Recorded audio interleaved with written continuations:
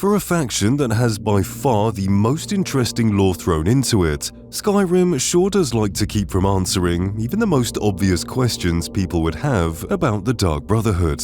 Why is red their favorite color? And how is the Night Mother a hunk of bones in Oblivion and a mummified corpse in Skyrim?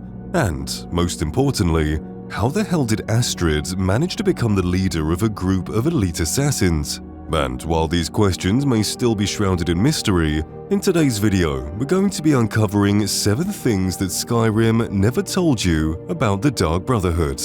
Let's get into it. Number 1. The Night Mother's origins. When the Dark Brotherhood comes to mind, I bet the first character you'll think of is Astrid or Cicero.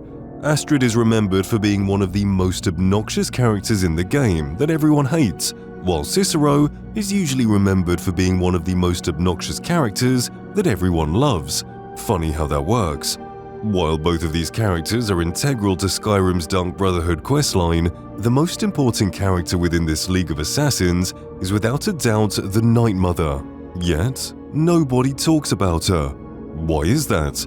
Well, it's probably because, unlike Cicero and Astrid, both of whom can have their entire backstory discovered with relative ease, the Night Mother's life remains in darkness, unless the player does some serious digging. So, why don't we give her a little bit of a background? The Night Mother was a typical Dumbar woman living in the Cyrodiilic region, now known as Bravil. But it wouldn't be long before she took upon the assassin's life when she joined the Morag Tong. She would then go on to become the Night Mother, although this has a different meaning to that of the Dark Brotherhood. Within the Morag Tong, to be a Night Mother means that you're the highest-ranking female of a sect, rather than that of an immortal spirit.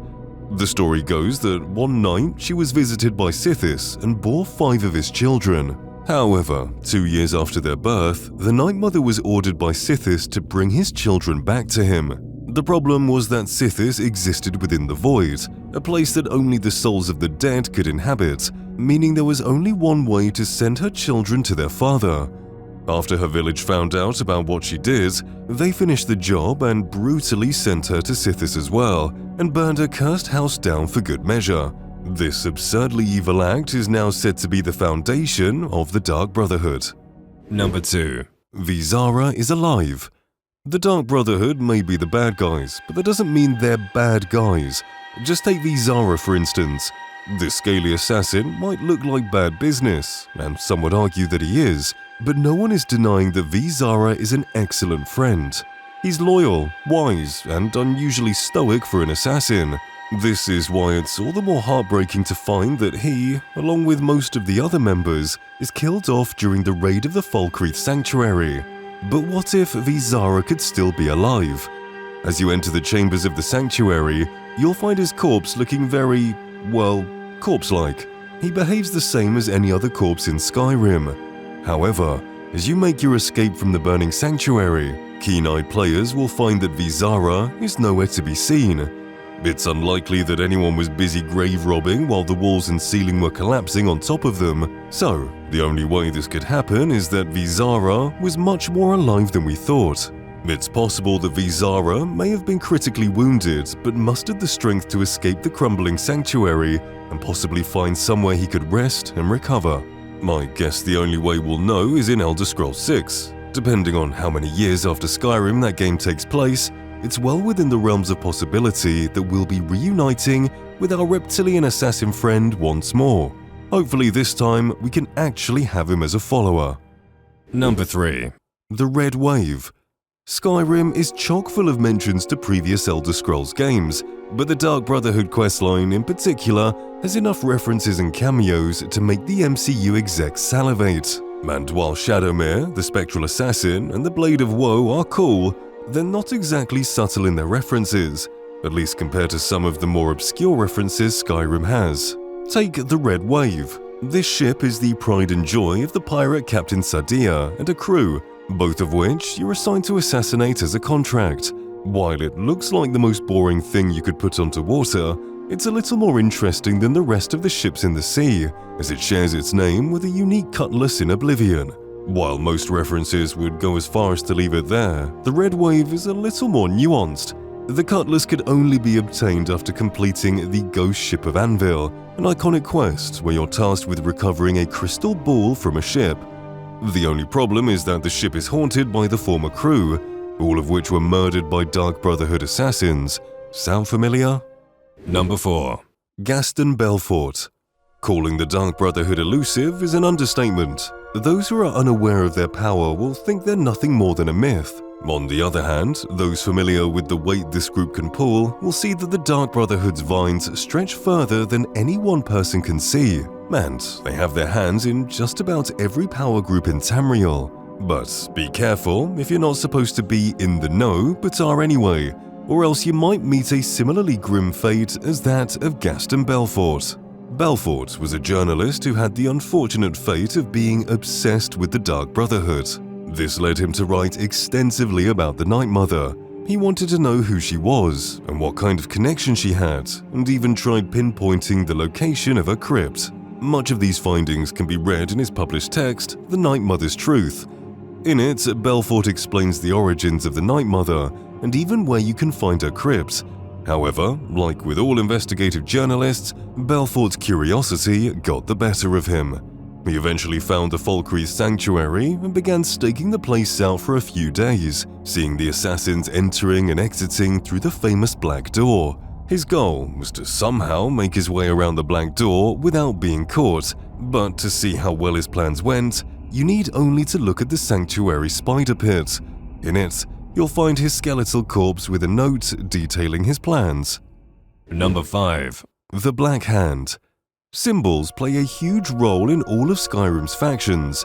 For example, Thieves' Guild symbols are repurposed hobo symbols from the Great Depression era, I guess because they live in a literal sewer, while the companions use a wolf, in case you didn't get the other 20 hints that they're a bunch of werewolves.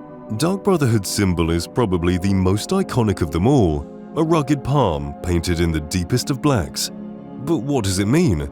It's easy to assume that the symbol is nothing more than a piece of clip art that a Bethesda employee thought looked cool, but it's a little more nuanced than meets the eye. The entire hand itself represents the ruling body of the Dark Brotherhood. This is the system in which the Dark Brotherhood has traditionally operated for the past millennia, until Astrid decided she could do things better, which we all know how that turned out. The ruling body is structured as follows. There are 4 speakers and 1 listener. Each finger represents one of the 4 speakers, while the thumb represents the 1 listener. Number 6. The First Listener. As far as ranks go, the listener is the highest role you could have as a member of the Dark Brotherhood, becoming someone who only answers to the Night Mother herself. That being said, everything has its original meaning. So, who was the original listener?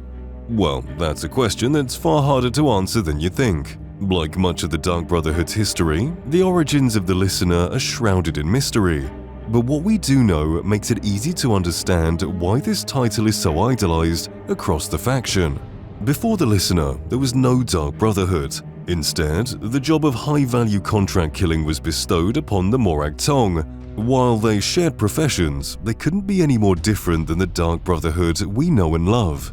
They were said to be found by the Daedric Prince Mephala to teach an elven clan known as the Chima self-defense. A few centuries go by and this small clan of elven Daedra worshippers morphed into the best band of killers Tamriel had seen thus far. But this all changed with the assassination of Versadew Shay, a powerful ruler who was publicly taken out in his palace, an act so public that it forced governments, many of which employed their services, to outlaw the Morag Tong.